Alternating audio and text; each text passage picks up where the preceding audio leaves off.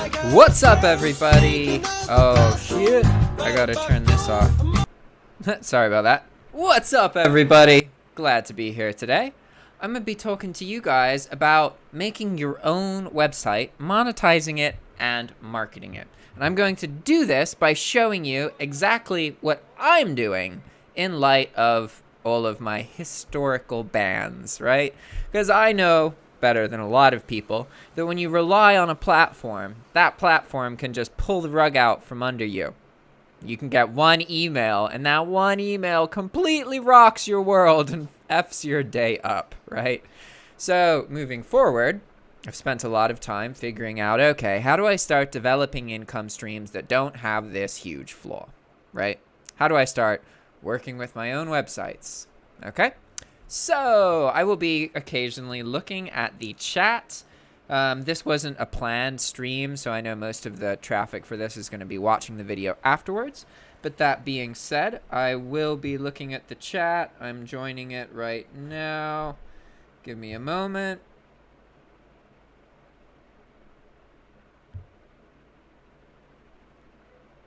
Here we go. Hey, there's actually 2 people here already. Nice. What's up, guys? All right, so let's get to it. Let's look at this. And if you need me to zoom in so that you can see things better, let me know. This is the beginning of a content layout plan. So I've already done the kind of tedious part, and now I'm going to talk about everything and make it look more kind of pretty. Okay? So whenever I make a sheet like this, oh, hello, Serial Hustler. How's it going? Thanks for joining. Whenever I make a sheet like this, there's 2 phases.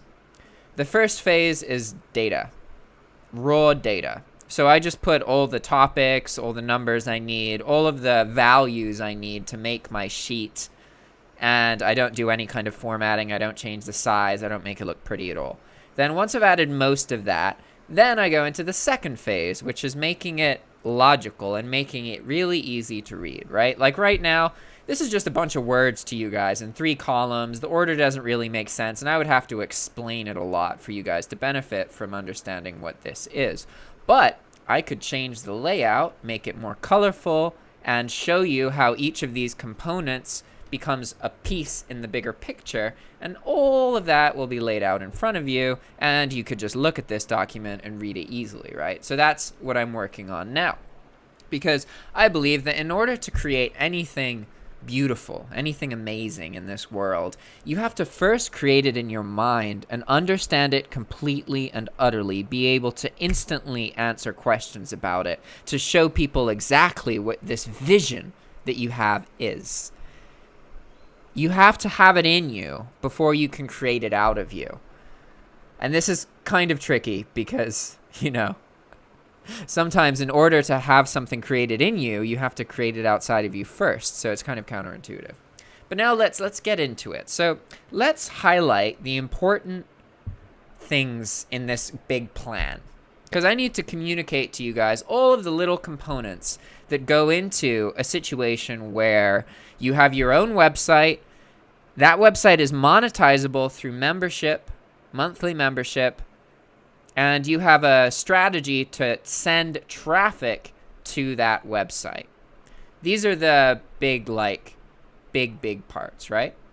So we need, okay, a title. You know, I refer to this as the Spanish content website, okay? So that's what this project is called. We also need to know what kind of content is in this, okay? So the content list right there is important. We also need to know our marketing strategy. That's really important, because even if we create amazing content that's really useful to people, doesn't matter, won't reach anybody if you don't have a good marketing strategy. And to be honest, marketing is more important than the quality of your content. If you're a really good marketer, you can sell shitty content or average content. But if you have amazing content, unfortunately, it's probably not going to sell itself. You have to push it. You have to do some marketing. Otherwise, you're just getting a fraction of the amount of income that you could actually receive from your content. Okay? So the other thing is, all right, we know what the content is. We know what the marketing strategy is, but there's another big piece here that was necessary to even know what the content will be and to know what the marketing strategy is. And that is the target audience. These three things are critical. You need to know what your target audience is so that you can develop content that's relevant to them. And you need to know what your target audience is so you can understand how to market your content to that target audience. Everything essentially boils down to your understanding of your target audience. Okay? So the next thing would be, what problems are you tackling? Let's change that actually. Instead of what problems are you tackling, we can say, what problems does your target audience have? Okay? And again, this is honestly like the most important part, is you really understanding exactly who you are targeting, what is causing them problems, because then you create content designed to address and fix the specific problems that your target audience has.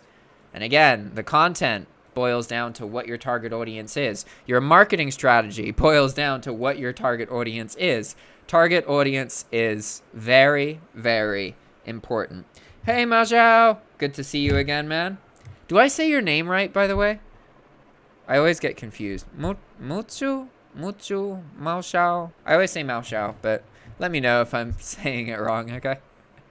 And also, just so you guys know, in this live stream, I'm talking all about the strategy that I'm using to create my own website, membership website, the concepts I'm using, how I'm going to market it, how I'm creating the content, everything, okay?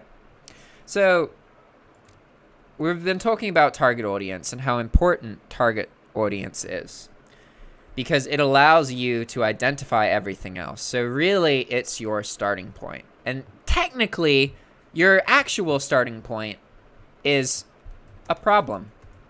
That's it.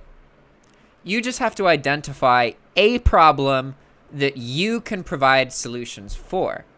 Then you have to ask yourself, okay, who has this problem?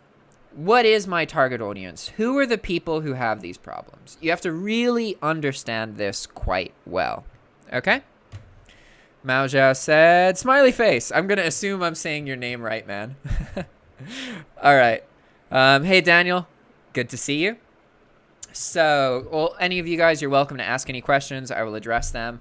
I'm not trying to rush through this. I'm just trying to explain it as effectively and as thoroughly as possible. By the end of this live stream, I want anybody who watches it to understand every piece of information that I have that I'm applying based on the 3 years of online information that I've been pursuing. Okay? So, your authentic original starting point should always be a problem. What's the problem? And how can you present the solution? Okay? So now let's share what my specific target audience is. Okay? So for some reference, I have to backtrack a bit to explain why this target audience is relevant to me and why I have a passion for it and why I'm pursuing all this. Okay? So I am always a foreigner. No matter what country I'm in, whether it's America or Nicaragua or England, I am always a foreigner because of the way that I was raised. I was raised traveling every 4 to 5 years because my parents worked for the International School of Britain. So I got to go to school for free in the schools that they taught in. And they would teach in one country for 3 or 4 years, go to another country for 3 or 4 years, go to another one. So I've lived in Saudi Arabia, Sri Lanka, Lesotho, England, and the United States. Okay? Now, this has changed a lot about me as a person because I have no kind of loyalty to a specific country. I feel a loyalty towards humans and people. And one thing that I understand very well is that I have a competitive advantage because of this. I have seen so many different cultures and been exposed to so many different kinds of humans that I understand that we're basically all the same. We just think that we're different because people speak a different language, and that makes them seem incredibly foreign. But the reality is, in all countries, you have people who are judged and people who feel resentment towards society.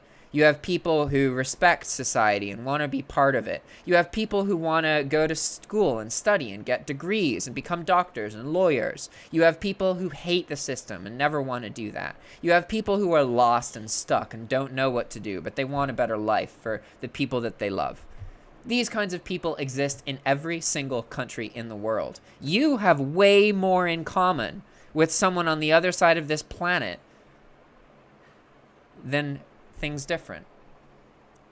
And I'm talking to you about this because when you travel a lot, it starts to become just how obvious, or it becomes incredibly obvious, how surrounded by opportunity we all are. Now, one of my roles as a human is to show people who need this information how to access it and how to use it. Now let's get into, because you understand a bit of my backstory, I've been very exposed to lots of cultures, and it's very easy for me to see the things that people struggle with and how they're the same in most places, even though we perceive everybody as being very different, okay? So, in Latin America, it is very common to have political instability, okay? This means that the government isn't able to provide as much infrastructure. There may be more obvious corruption in government. For example, in a lot of Latin American countries, if you get in trouble, you could bribe a police officer, 20, 40 bucks, maybe 100 if it was something intense, and you could get out of that trouble. A lot of Americans will judge this and be like, oh, Latin America is so corrupt. Yeah. But the reality is, it works the exact same way in the United States, except instead of giving a police officer $20 right now as soon as you get your ticket to prevent you from getting the ticket, you get a lawyer involved and you pay them hundreds or thousands of dollars to get the exact same thing to happen. And this, again, is kind of my role here on this earth, is to show people all of these frickin' contradictions we have about other countries. We think that life is so different in these other countries, and we're so happy to judge these other countries for what they're doing wrong.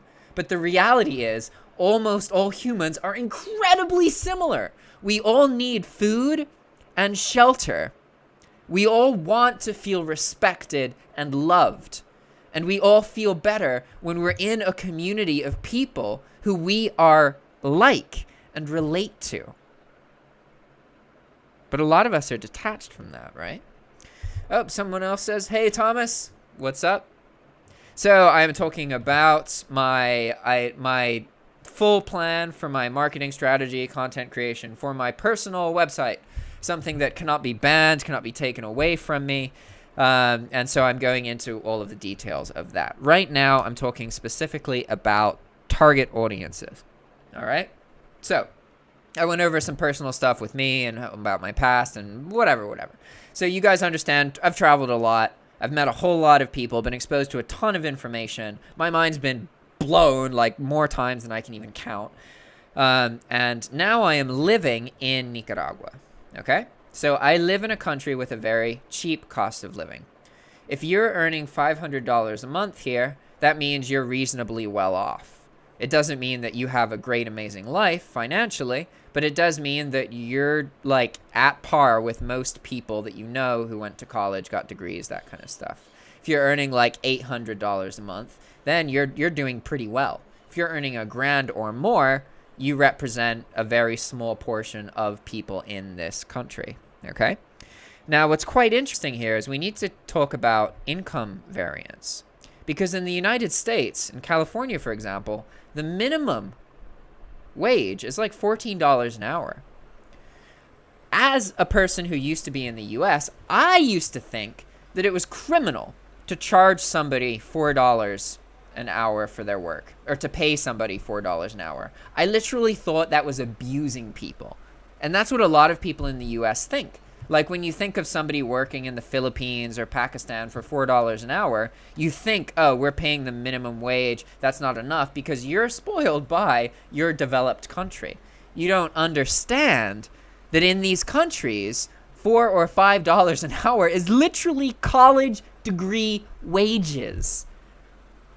If you have a job in Nicaragua that is paying you $6 an hour, you're likely earning double what a lot of your friends are. It's completely different. And so this is quite interesting for me because I'm an individual who provides information, right? That's my specialty. I provide enthusiasm, positivity, and information. And in the United States, the information that I distribute just simply isn't as valuable as it is in these foreign countries. Because in the United States, if you want to become a self-employed person, there's a lot of obstacles you're going to face, okay? First off, people are going to judge you. You're probably not going to get support from your family in the beginning until you actually do something successful and bring in some money. People are going to judge you for not getting a college degree. Most of the time, you're going to have to deal with the fact that the people in your life who support you are going to be freaked out that you're trying to go a non-traditional route. This is true in almost all countries. Okay? There is always a conservative force that is very, and I don't mean conservative like the political sense of the word. I mean conservative in the sense that you are very hesitant to take risks. You don't want to take risks. Most of us come into the world with parents who teach us to not take risks, okay? So it's a barrier to entry to becoming a self-employed person because you have to take what is perceived as a very high risk, okay? So no matter where you are, whether you're in Nicaragua or the United States or anywhere, you're going to have to deal with that barrier to entry, right? But aside from that, once you get through that, which is really the hard part, there's going to be some other barriers to entry. In the United States, it's the cost of everything. The United States is so freaking expensive. And I didn't realize that because I had been in the States for 10 years. I was used to it. I thought it was normal. I didn't realize that by me being in the US, the amount of resources one person uses is literally a whole family. 5 people in a country like Nicaragua. Once you start to travel and really start to see how the situations in these countries are different, it becomes very hard to justify actually being in a developed country. Like, as a person like me, I want to make a big difference in the world. I want to support people. I want to inspire people and teach people and help them fix their own problems and, really be part of something bigger than anything I can do alone. And it's really hard for me to be in the US because every time I'm like, man, if I treat my one friend to lunch in the United States, I could have treated 5 of my Nicaraguan friends to dinner and alcohol for that same amount of money. It's insane. The difference in how far money goes here is ludicrous, okay? And I'm explaining this to you guys because it's incredibly relevant to my target audience. As I've been in Nicaragua now for 14 months, okay? Or not 14 months, 18 months, 17 months. And what's been so fascinating to me is seeing that a lot of people here have loads of free time. I didn't realize that before. I had this perception that, like, all people in countries like Nicaragua are, like, working their ass off for nothing all the time. And that's how most people are.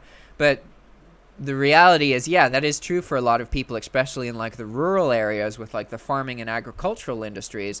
But for most young people, it's more likely that they literally just don't have work. Maybe they want work, but they aren't able to easily find it. So people have a huge amount of free time. A huge amount of free time in general. So there's a couple traits that exist in a country like Nicaragua that don't exist in the United States that I am going to attempt to capitalize on. And not capitalize just to earn money. I'm trying to make a product that becomes prolific. I want to see what happens when you educate people in Latin America how to bring money from the U.S. economy into their economies without tourism or U.S. citizenship.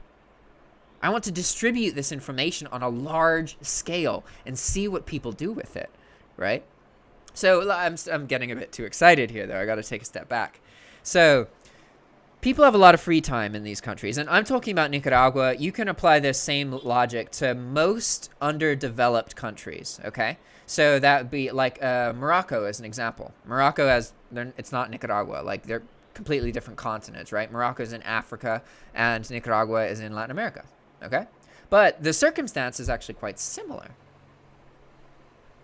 You have a relatively similar cheap cost of living and a large degree of instability because of strife, war, political instability, right? So this typically means that finding work is hard. So you have a lot of free time. You have a very high demand for work because there isn't enough work available for people. And two, dollars go exponentially further. If you can earn money in the United States and bring that into your country, you can literally work an hour or two a day and earn a college degree amount of money. That's impossible in the United States. Well, okay, it's technically possible, but highly unlikely. It's highly, highly unlikely that you can develop a system that is doable by a large number of people where you only work an hour or two a day and you earn as much as your peers who got college degrees. Okay, in the United States, that's highly, highly unlikely.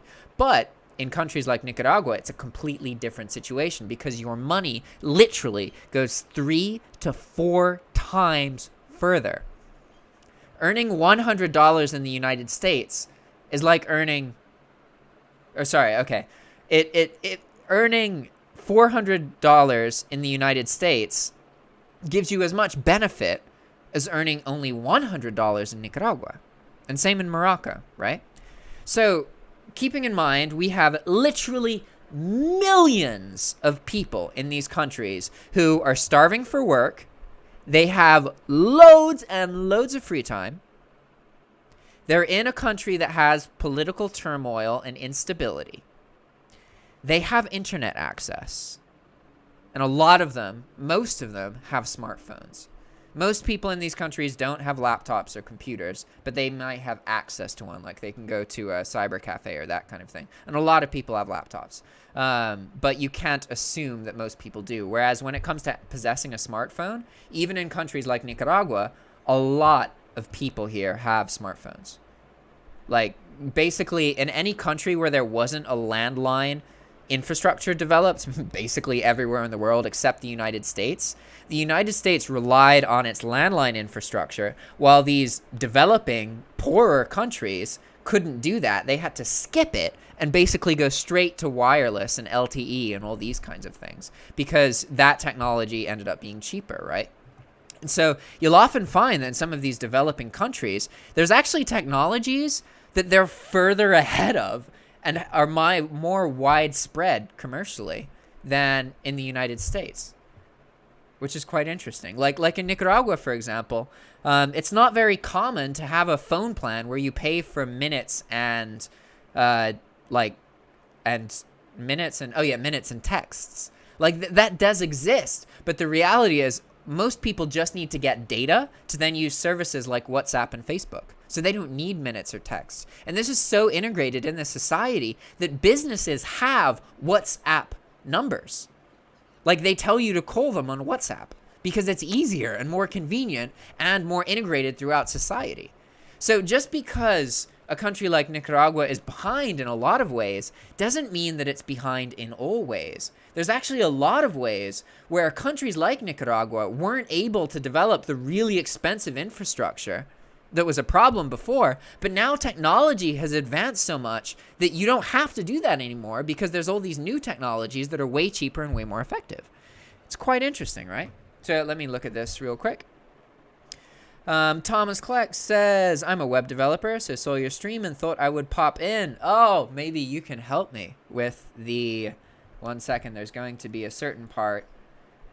Hosting platform. Yeah, that's what I'm gonna need to talk about a little bit. But not right now. So Anita says hello, and Lionel and Andrew all say hello. What's up, everybody? Good to see you. So to recap, guys, I'm talking about, let's go back to this. I am talking about my strategy and all the information that I know about creating a digital product that has a monthly cost and you doing marketing to bring traffic to this website, okay? Because as you guys know, if you followed my channel, I've gotten banned multiple times. And it's shown me firsthand that anytime you're relying on a platform, ultimately it's temporary. You're going to get to a point where something goes wrong. You're going to mess up, or you're not going to mess up, and you're just going to get in trouble for something you didn't even do. And your income will just be taken away from you almost overnight. And you'll have to adapt, okay? You can't let that destroy you. You have to, in order to have stability through online income, you have to think really far ahead, and you have to look at every project and be like, okay, this is what I'm doing, and it's earning me money right now, but eventually it's going to die. Eventually it's not going to earn money anymore. Something's going to happen. I have to make sure that I have a lot of different income streams and that kind of stuff, right? So I was talking about target audience a lot, because target audience is one of the most important things. If you can really effectively understand your target audience, then you can understand what your content needs to be and what your marketing strategy towards this particular target audience is. It all starts with the problem that you can fix. And then you figure out, okay, who has this problem, right? And so I've established that in Latin American countries, there is a huge, huge, huge portion of the population who has loads of free time, has internet access, wants a job, but can't find one due to political instability and like a bad economy, that kind of thing. And wait. I added the first one, so that changed it. Loads of free time, struggling to find work. Oh yeah, and they're able to earn online and bring the money further because they live in a country with a low cost of living. That was the other thing. That's the big one, right? Low cost of living, right? So I honestly have been struggling a bit because I've been so blown. Like I'm usually in a position where whenever I meet somebody here, I can supply them with information that if they apply it, they can earn double or triple what they earn from their job in less time than they spend at their job. Most people I meet, that's true for. That's how lucrative it is for online income. Whereas in the United States, it's completely different in that sense. And I've already rambled on about that too much. So now let's finish up target audience so you guys can really understand exactly who it is that I'm targeting here.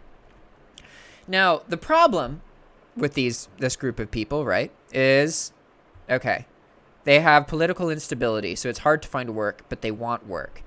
They have a load of free time. They have access to computers. They live in an area that's really cheap, but most of them don't speak English. So they don't think it's possible.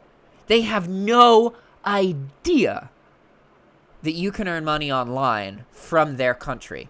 So many of these people here, I'm going to talk about Nicaraguans, so many Nicaraguans think that their Nicaraguanness is a burden. They believe that they can't make money online because they don't have United States citizenship. They think that that's something you can only do in another country. Learned helplessness is huge. It's all over the place.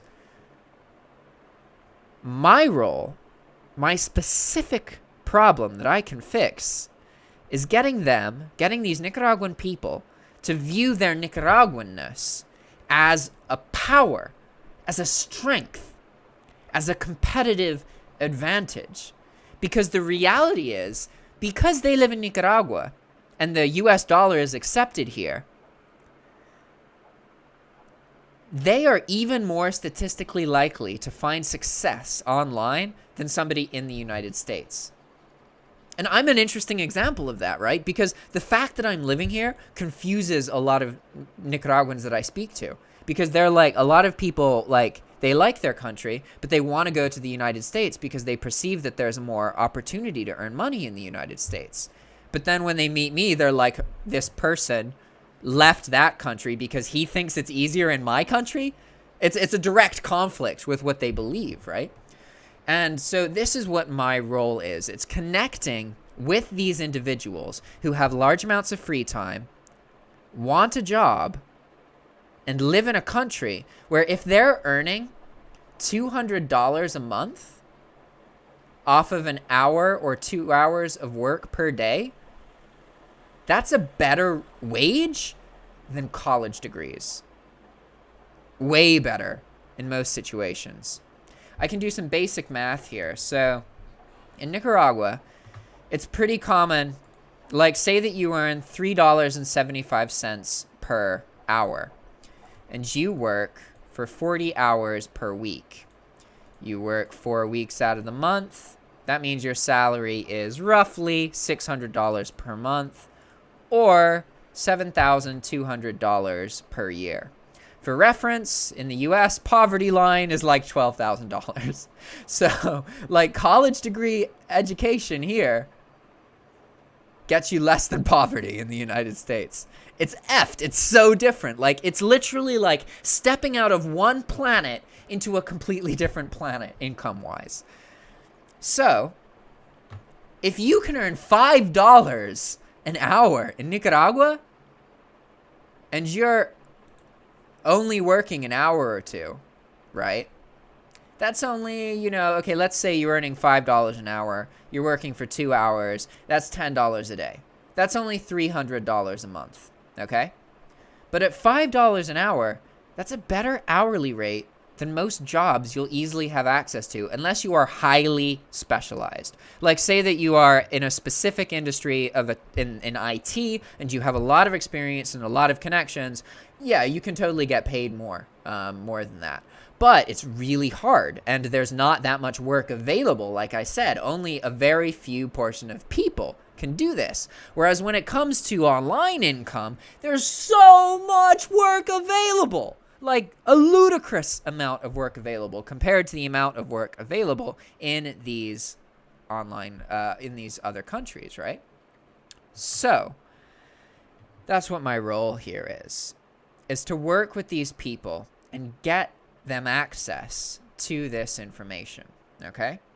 So one of the reasons that I know that this is going to work, so to speak, I know that it'll get attention, I feel very confident in this project, is that most of the time people avoid marketing, or like people with the information I have, they will avoid spreading it in countries like Morocco or Nicaragua simply because there isn't as big of a market, because the economies aren't weak enough to support people paying $1,000 a course.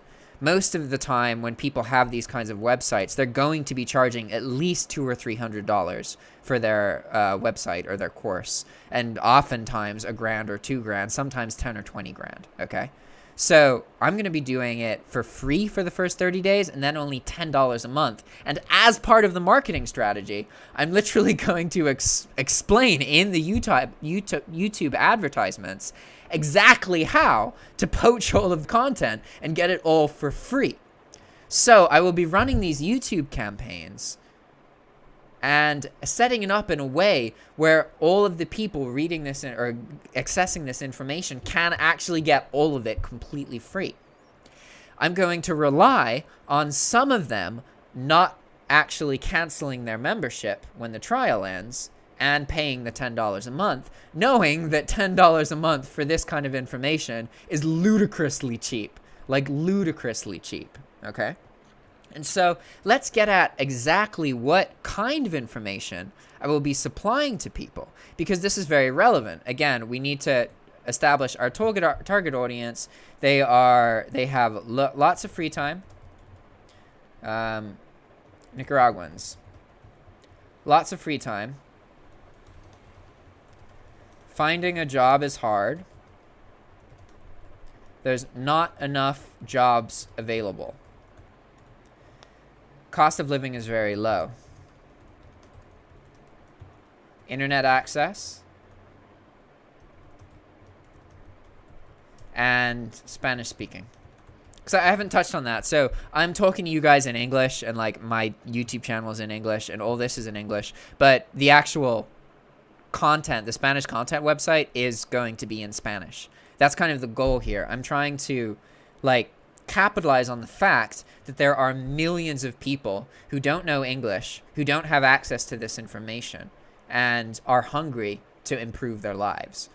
I can give them all this information. I can translate it. I can make it available to them. And most importantly, I can teach them exactly how to access their money without United States citizenship. Okay? Those are the most important parts, because a lot of Nicaraguans, they think that they can't do it because they're Nicaraguan. They view a power, a strength, as a weakness. So all I have to do is flip it. I have to teach people and speak publicly in a way that empowers Nicaraguans to view their Nicaraguanness as a source of strength, something that gives them an advantage in earning money online. Me, for example, I had to leave behind my friends and my whole life to move to this country.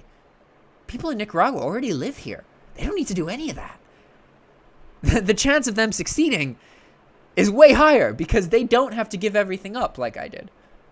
Because the reality is most people wouldn't be willing to do what I did. But they don't have to because they're already in Nicaragua. So that's what the most important part of the content is about accessing their money and how to establish businesses in the United States. Just for reference for all of you guys, anybody in the world, regardless of citizenship, if you have a credit card or a debit card connected to a bank account and you can make payments online, you can create a U.S. business and get a U.S. bank account for $500. That's a good metric to have. It's technically possible to do it a little bit cheaper, but in general, $500 is enough money to create a U.S. business, get it registered, get a bank account, and from that point, you have a U.S. entity. So any obstacle that you perceived to have before is completely gone. If something's not available in your country, you just use your U.S. entity in a VPN, boom, it's available. The possibilities of this technology is insane, absolutely insane. So those are the two most useful pieces of information in the course. We'll be teaching Nicaraguans exactly how to use services so that they can access their money online. Because a lot of people in Nicaragua, they register for a PayPal account, and then they see that they can't put money from their PayPal account into their bank account. And so they think, oh, it's over, it's impossible. The reality is there's a solution. You just got to do it. You just got to know it exists. And I have these solutions, and I'm going to share them on a large scale for very little cost and see what happens. Basically, if I have, 10 paying people a month, that's $100 for me. That's enough for me to make it worth it, right? That's my rent, or almost my rent. It's like half of my true rent, including all my costs. So I don't want to get super wealthy off of this. That's not my priority. I want to be monetized, but my priority here is to distribute useful information on a very large scale and see what happens. I'm really excited, really, really excited. And so now I'll get into something that happened that is perfect, honestly, because I've been working on this Spanish content stuff, right? And okay, let me overview the rest of the content. So this is all the stuff that's going to be in the course, okay?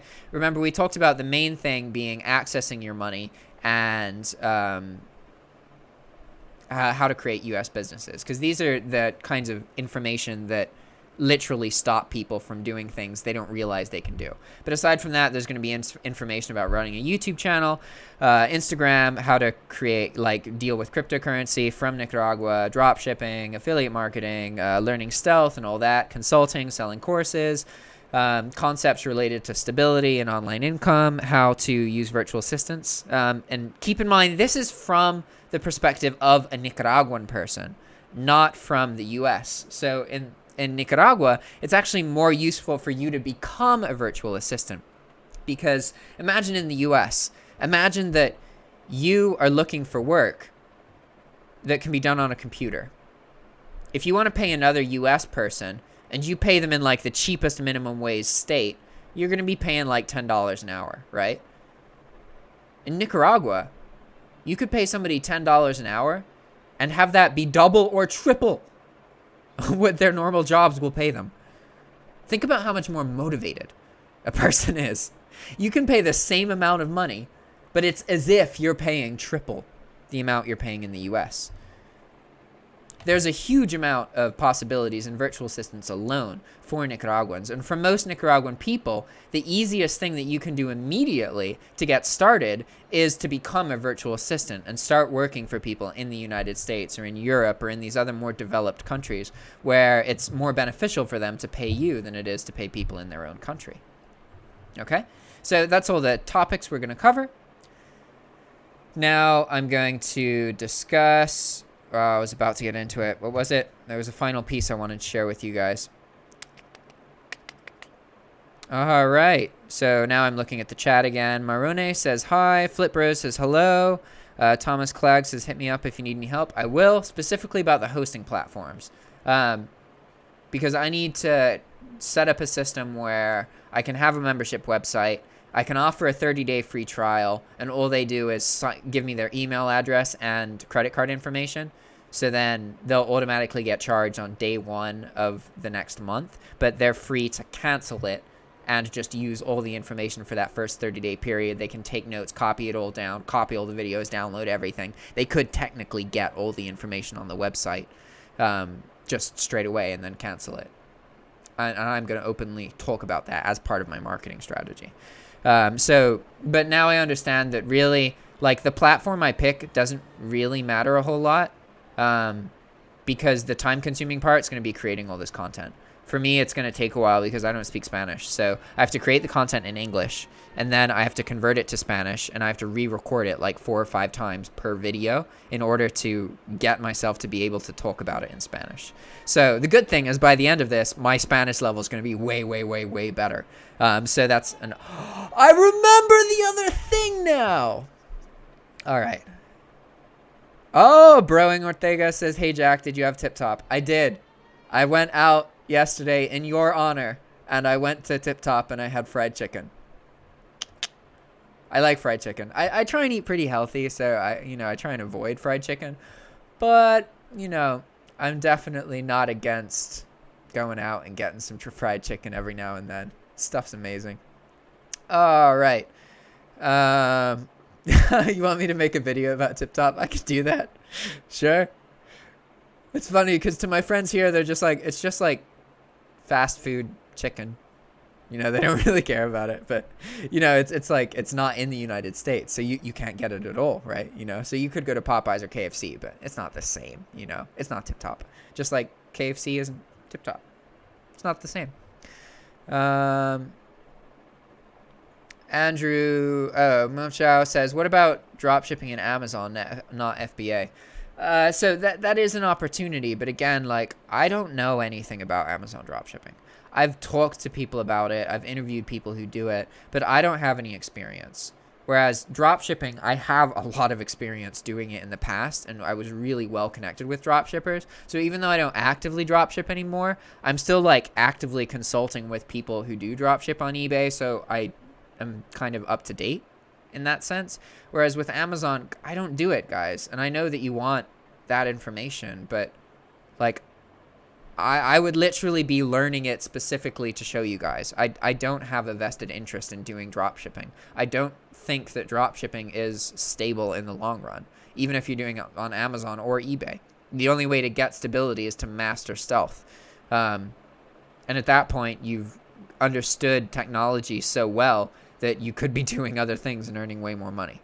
Drop shipping is great for the transition out of the working world and into the self-employed world, but it's really bad at staying in the self-employed world.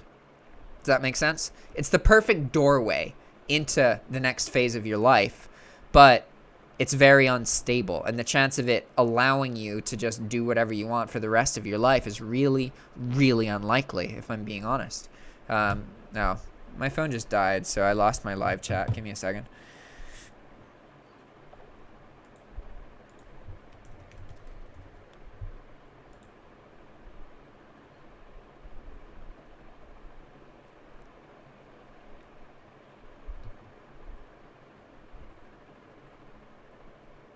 I am live, right? Yeah, YouTube thinks I'm not live. Okay, whatever. Pause this. Okay. Andrew says looks good. Answered Mao Xiao's question. Yeah, I've been looking at WordPress.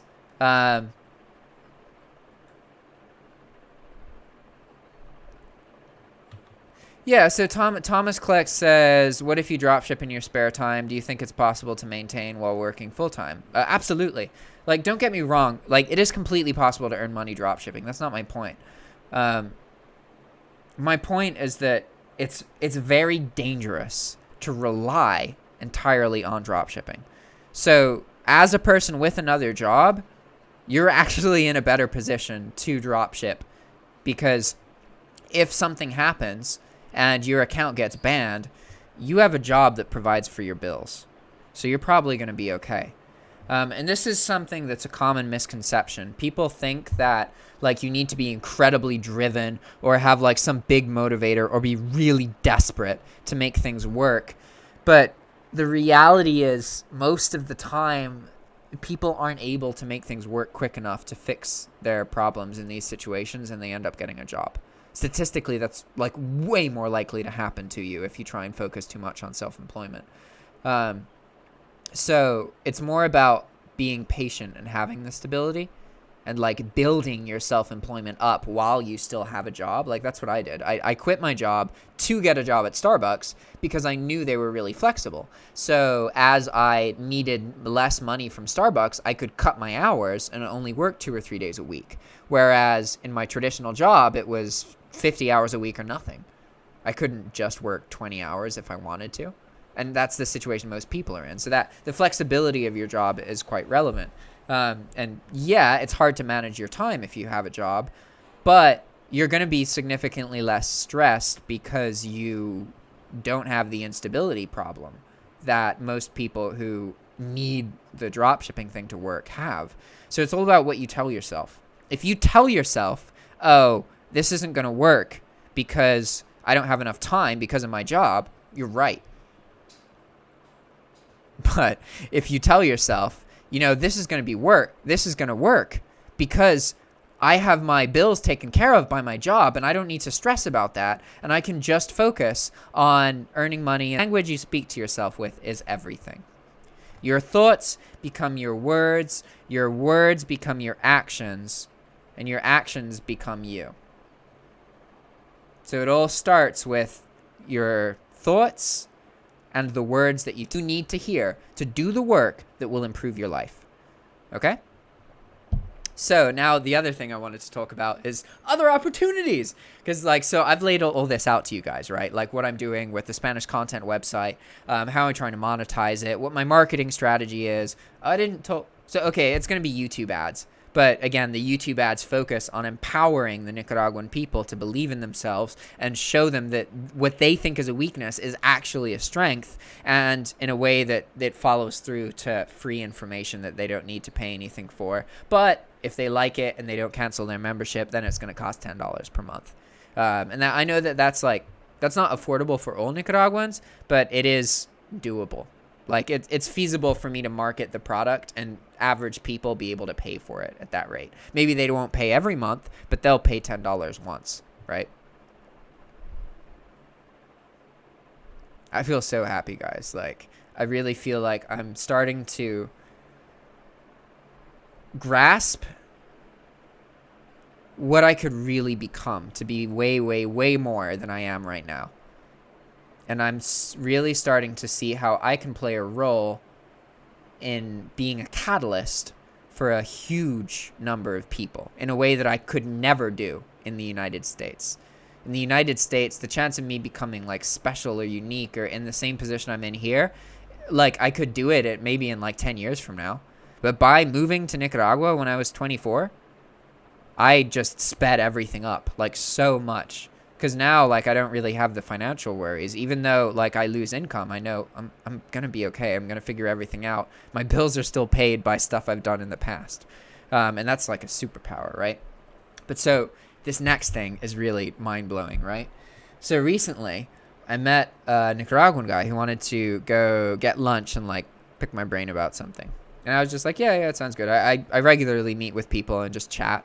Sometimes they're tourists. Sometimes they're people who are interested in online income. I don't really expect anything from it. I just like meeting with people and getting more networks. I believe that the more eye contact you make with the more people, the smarter you become.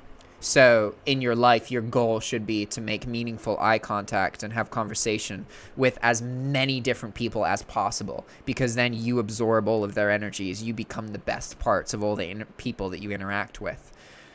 So this opportunity is huge for me because it turns out that this individual is entrepreneurial and has loads of connections in the local universities in Nicaragua.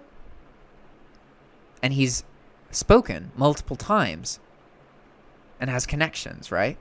So we set up 3 sessions where I get to talk with him in front of audiences of people. And so he's going to work as like helping me with translation, because I'm not fluent in Spanish by any means. I'm becoming a lot more comfortable in it.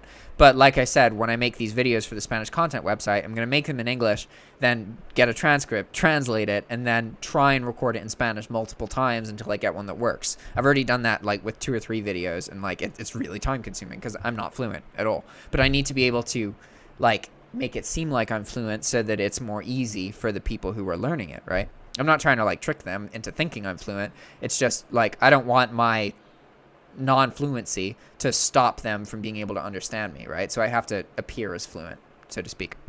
But this is really amazing because this opportunity is literally speaking about exactly the same concepts that I'm making for this Spanish content website in front of real people, right? And some of these events have the potential to get big. And I haven't talked about this a whole lot, but one of the reasons that I started YouTube, or I wanted to get into YouTube in the first place, is because I really, really, really want to speak in front of people, like groups of people, to see them in person. Like I love that energy. I took a public speaking course in college, and in general, I'm not a studious person at all. I didn't do well in school at all. I was always like bored and too lazy, and I just couldn't bring myself to do things that weren't active. But that public speaking class, oh my God, I loved it. I loved doing all the homework. I loved every part of it. It was amazing for me, and it really showed me like, holy crap, I may be really introverted, but I really love speaking to people and sharing information and creating like emotional responses in people. Like I love that, right? And the timing of this is perfect because I'm literally getting a chance to speak to groups of people who are interested in self-employment after spending years training myself to talk about these concepts on YouTube, right? Like, okay, in the beginning, I was nervous about being on video, nervous about these kind of things. But now with all these videos I've done on YouTube, like I've made over 1,000 videos, right? There's literally, I can go, boom, talk about this subject. Just keep talking, boom, turn it off. Like that. It's taken like 2 years to get to that point. And I didn't necessarily know that was going to be really useful. But now I can start participating in these public speaking events and literally working directly with my target audience. Right? It's amazing. Like, also because once the Spanish content website is out, it's perfect because, okay, yeah, I'm going to be doing the YouTube advertising. So people might recognize me because of that. Because, oh yeah, by the way, guys, advertising in these other countries is way cheaper. Like, way cheaper. 1/3 to 1/4 the cost of advertising in a developed country, right? So for the same price of reaching 10,000 people in the United States, you can reach 40,000 people in Nicaragua, right?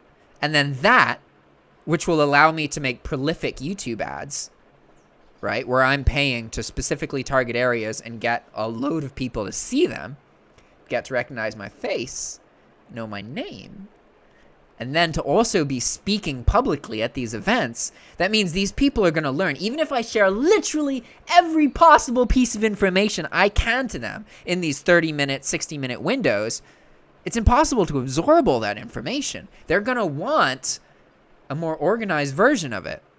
So if then they hear me speak and then see that there is an actual, like, content website that they can access everything they need that I've been talking to them about, Oh, it's perfect. And it's not only is it perfect just because of that, it's perfect because I know myself. And all of this stuff is beneficial for me for so many different reasons, right? Okay, one, fulfillment-wise in my life, I wanted to be a public speaker. I've always, like, for a long time, I've wanted to speak in large groups of people. Two, I want another income stream that isn't dependent on another platform. Three, I want to really help people. Four, I want to learn Spanish but not have to study it. Me working in these videos is kind of like studying, but I will inevitably learn Spanish without studying because I will be working in Spanish. I will be actively doing stuff in Spanish, right? So those are four huge reasons, which indicates that I'm going to be able to maintain interest in this for a long period of time. I've noticed a pattern in myself, and if there's only one reason I can do something, I could do it today, maybe for a week, maybe a month. But one reason isn't enough. I need multiple reasons that are resonant with my core as a person, because those parts don't change. So that interest doesn't go away. It fluctuates, you know, in the beginning it's more exciting, but it doesn't go like that and never come back. You know, it stays like quite relevant. I'm able to stay consistent, right? Like with YouTube, for example, now I'm not making as many YouTube videos, but that's actually like on purpose. I'm planning on doing that. I'm trying to not focus on making YouTube videos and focus on making more live streams like this. Because I kind of understand, it's like, holy crap, I have so much content available that by continuing to make content, I'm actually distracting people from all the information that is already there that they need, right? So even though I've published like 2 videos in the past like 18 days, my subscriber rate has actually gone up. Like I was publishing so many videos, I was actually hurting myself, which is pretty interesting, right? And that's why I'm trying to do more of these live streams, because I didn't used to do any live streams at all. But now I can connect directly with you guys. And like this, for example, this is a Zoom room. Technically, any of you could join and talk to me like in person right now, right? But anyway, yeah, so I shared that. I shared the marketing strategy. I shared that target audience is like everything. Content, you understand exactly what I'm doing to market. I think that's pretty much everything. Let me know if there's anything else. I'm going to now spend the remaining 7 minutes in the chat. Oh, there's something. Okay, there's something unrelated I'm going to share with you guys. Wait. Okay, let me go to the live dashboard again. Where'd my, here's my water.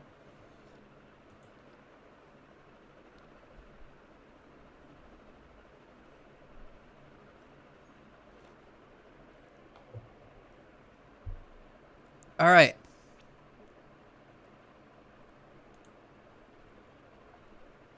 Okay, so Four-Eyed Hustler says, what's up? What's up, man? So I am currently done with my presentation. So if you wanted to talk about anything or any of you have any specific questions, feel free to pick my brain. Same with you, Broing.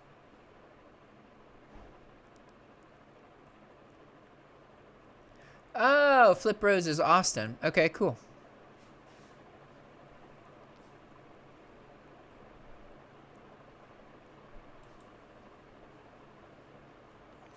Okay. So Thomas Clack asked if dropshipping is banned on eBay, and it's not banned. Dropshipping from Amazon or Walmart or eBay's competitors is banned, but dropshipping from a source that like works with you to put your brand label on the box, doesn't advertise another retailer, that's allowed by eBay. You just have to be able to show that you have a dropshipping agreement with whoever you're using. Okay. Oh man, that's so funny.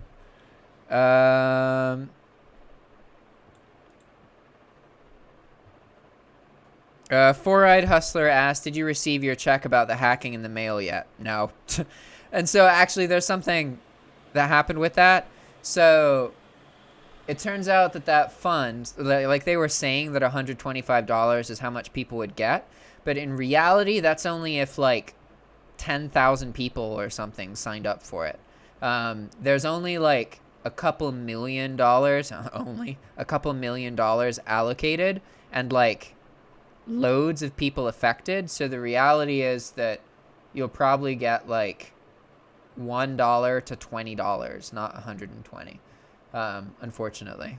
But you will still get the hourly rate that they agreed on for time spent and other reimbursements, because that pool is separate.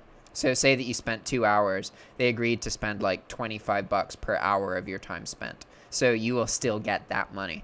But again, like this might take a while. You might not get it until sometime next year. And I won't necessarily know when they're sent out because I don't have direct, like I don't live in the US. So I have a friend who will receive a letter and may or may not tell me, but I'll have to reach out to them to ask if I got any mail once I start hearing that people are receiving their settlement checks. Okay. Yeah, so, okay. Now I'm going to get off topic, guys. Do any of you want to play World of Warcraft Classic with me? So World of Warcraft, I'm sure some of you have heard. Well, yeah, it's biggest, like one of the biggest online games ever, right? They are finally releasing classic servers, so you can play authentic vanilla WoW without worrying about getting shut down or the server getting banned by Blizzard, because Blizzard is running it, right? And this launches in a week on the 26th. Okay, so if any of you listening to this are interested, I'm going to be playing with like 4 of my friends. We're going to be playing Alliance, and let me run Battle.net real quick. I'll show you the server that we're going to be playing on. And also feel free to add me, whatever. So in order to do Classic, you have to go into your Battle.net, and then you can look at this, right? You can either play regular World of Warcraft, or you can download the client for Classic. So you can download everything right now. It's all ready. They just haven't activated the servers yet. Yeah, mine's all in Spanish because I'm trying to learn Spanish. But, okay, this is the server that I'm going to be playing on with my friends. Skeram. S-K-E-R-A-M. It's a PvP server. And the way that these work is that, okay, so none of these servers are live yet. These are all people registering to them. Okay? So that's that. I think I'm playing Night Elf. I always play female characters, yeah. I get shit for that, but whatever. That's me. I'm playing Night Elf and Alliance on the Skeram server, and I'm a hunter. My friend will play a druid, my other friend will play a paladin, and my other friend will play a priest. Okay? So just for reference, if any of you are interested in playing World of Warcraft Classic, starting on the 26th, I'm going to be playing. And I probably will be playing too much. This will probably get in the way of my my Spanish content website a little bit. But c'est la vie. I'm quite excited. So I need to exit now. Alt F4. Okay, cool.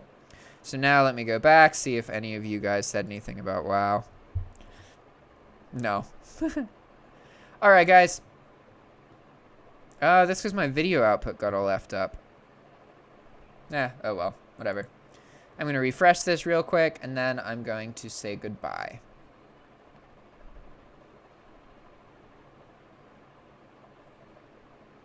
Four-Eyed Hustler, I live in Nicaragua, in Managua. And feel free to email me at jackdermotpitman@gmail.com, jackdermotpitman@gmail.com if you have any questions, okay? All right, guys, thanks for watching, and I'll see you next time, okay? Ciao!